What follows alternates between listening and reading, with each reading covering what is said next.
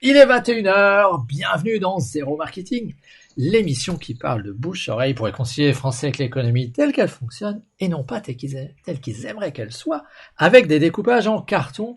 C'est le 120e épisode, je suis Cyril Hurstel et j'émets tous les jeudis soirs à 21h. Alors ce soir, j'ai envie de vous raconter des histoires, puisque le titre c'était « Arrêtez de raconter des sornettes, racontez des histoires ». J'ai toujours aimé raconter des histoires. Si ça fait 120 épisodes, c'est parce que aussi je raconte quelques histoires. Mais figurez-vous, raconter des histoires, l'histoire, ça pourrait être, et on m'avait dit, tu pourrais être prof d'histoire. Sauf que ça paye assez mal. C'est pas terrible, prof d'histoire. Ouais.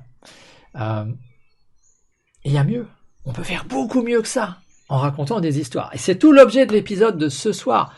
Donc nous allons voir comment raconter de bonnes histoires pour arriver à être rémunéré pour ça. Non pas comme un auteur, non pas comme un scénariste, non pas comme quelqu'un qui vend des histoires, mais comme un marketeur. Un marketeur, c'est quelqu'un qui finalement raconte des histoires, qui aide les autres à raconter des histoires. Alors, qu'est-ce qu'on va voir? Comment ça marche une bonne histoire? Parce que si vous voulez attirer l'attention de quelqu'un, imaginez vous êtes là. Vous êtes là et vous rencontrez quelqu'un d'autre. Vous allez l'enthousiasmer, vous allez toucher ses émotions, vous allez lui proposer quelque chose avec une histoire. Une histoire, ça démarre toujours avec les mêmes choses. C'est que s'il n'y a pas de problématique, il n'y a pas d'histoire. Donc, il faut un problème. Comment je vais mettre ça? On va dire, allez, je vais les baisser un peu. Il y a un problème.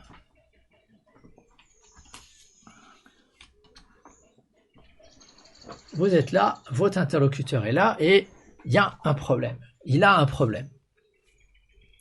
Ce problème, ça peut être... il désire quelque chose qu'il n'a pas. Alors, on va coller désir. Ou alors, il avait quelque chose qu'il a perdu, etc. Donc, courbe de deuil, blablabla, les trucs habituels. Il a un problème, il a une frustration, ou alors il veut obtenir quelque chose qu'il n'a pas aujourd'hui dans la vie. Sinon, les humains ne bougent pas. C'est comme ça. J'y peux rien, c'est la vie. Si vous arrivez sur ces vidéos, si vous êtes sur YouTube, si vous êtes sur n'importe quel format sur lequel je diffuse, et si vous vous intéressez à ce que je peux vous apporter, c'est parce que peut-être que vous vous dites, tiens, lui, il va peut-être m'aider par rapport à ce que je désire, gagner de l'argent de manière passive, des revenus récurrents, passifs, etc., pour obtenir la liberté financière, ou j'en ai marre de mon boulot, ou j'ai perdu mon boulot, ou j'en ai marre de tel truc, j'aimerais rencontrer plus de gens, j'aimerais avoir plus de charisme. Comment on fait? Allez voir dans la playlist sur la chaîne YouTube, allez voir un certain nombre de choses que je partage. Mais il faut que vous ayez envie de ça, parce que si vous êtes là juste pour perdre du temps, allez perdre du temps en regardant d'autres trucs, à moins que vous aimiez m'écouter parler, mais ça ne va pas créer beaucoup de changements dans votre vie. Donc une histoire, elle se cristallise d'abord là-dessus, sur le fait que la personne a un problème, elle est consciente de ce problème, et elle va bouger pour le régler. Mais à partir de là, l'erreur qu'on fait tous, c'est de se dire, une bonne histoire, il y a 3 étapes. Il y a une première étape, une deuxième étape, et une troisième étape. On peut structurer ces histoires de plein de manières, on peut structurer ces histoires de manière plus compliquée que ça, mais grosso modo, il y a quand même 3 grandes étapes. Et l'erreur que nous faisons tous, c'est de se dire, finalement, dans une histoire, il y a un héros, et je vais raconter mon histoire, et c'est moi le héros, à quelqu'un. Lui, là, est-ce que c'est vraiment moi le héros?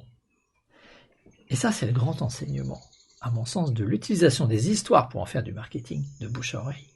C'est que si tu veux avoir de l'impact, tu as besoin de raconter ton histoire de manière à ce que ça soit pas toi le héros, mais ça soit lui. Le héros, c'est celui-là. Tu racontes ton histoire de telle sorte que l'autre personne puisse se mettre dans tes chaussures et puisse s'identifier à ce que toi t'as vécu, parce que finalement, le héros c'est lui et toi tu deviens son guide. Et c'est ça le secret. problème, c'est qu'on adore parler de nous. On adore parler des trucs qui nous ont touchés, nous. Si je te dis, par exemple, que moi, j'ai pris conscience que j'étais pas sur la bonne voie en matière de revenus complémentaires, de revenus passifs, de système qui travaille pour moi.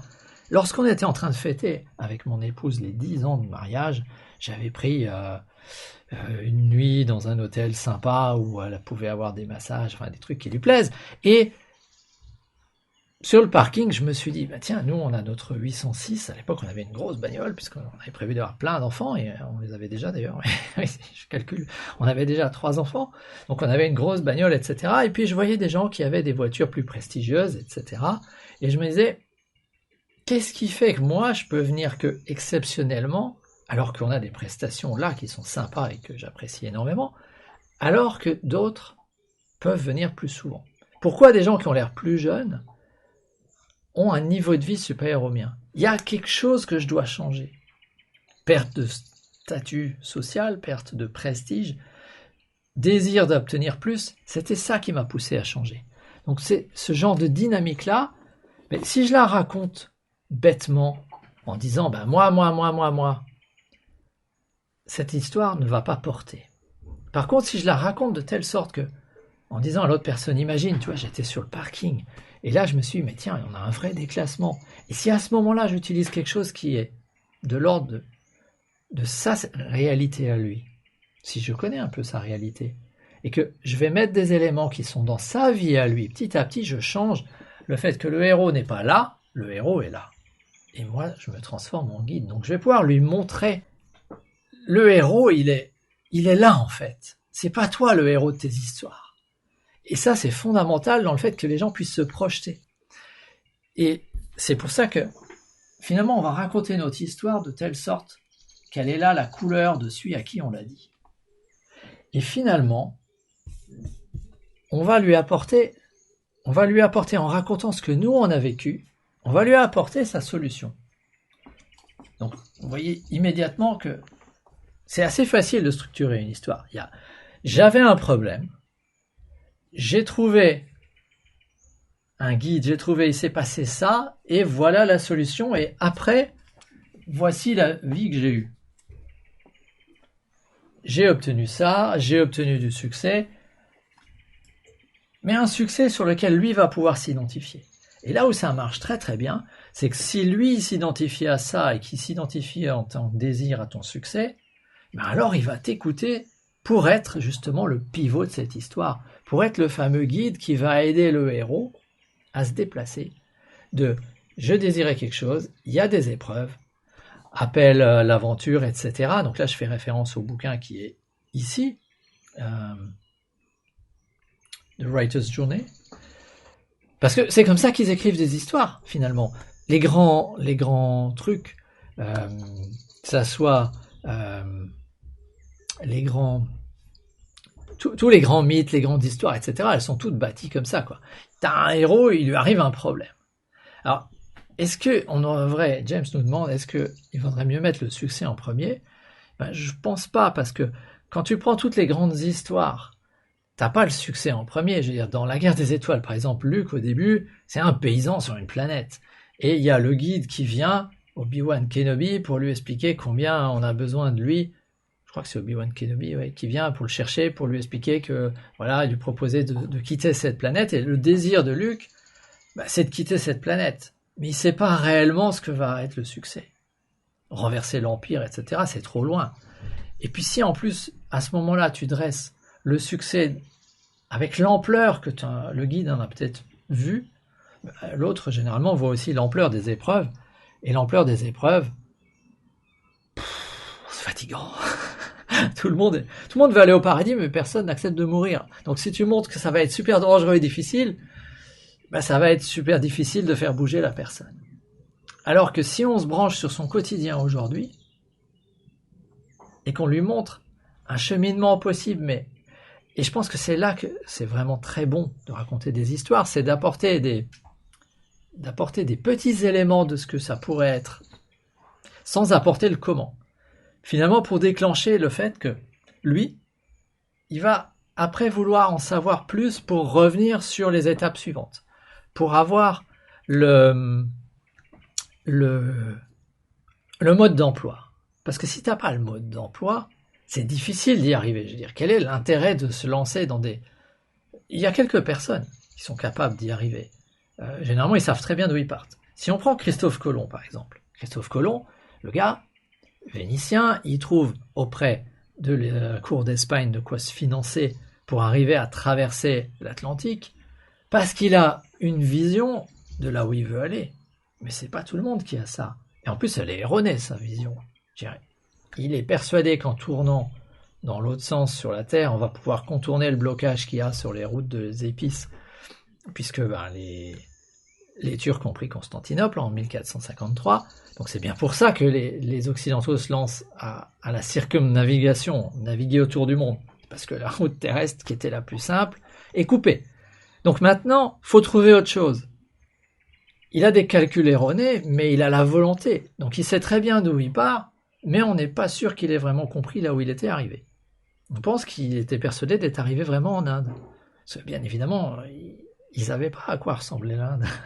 Donc lui, il était persuadé d'être arrivé réellement en Inde. Mais on voit bien que si on lui avait expliqué les dangers, que c'est beaucoup plus loin, qu'au milieu il y a un autre territoire, qu'il n'arriverait pas là où il va, où il pensait être, je pense que t'as pas envie de savoir ça.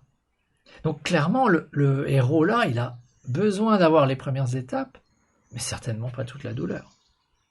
Donc, pas le succès en premier. Et puis, est-ce que vous vous êtes déjà retrouvé à être face à quelque chose où on te dit, si c'est trop beau pour être vrai, c'est que c'est vraisemblablement trop beau. C'est quoi? C'est qu'on a trop augmenté le succès, ou on l'a vendu tellement grand que la personne n'y croit pas. Ou elle n'y croit pas dans le sens, elle ne croit pas être la personne capable d'y arriver.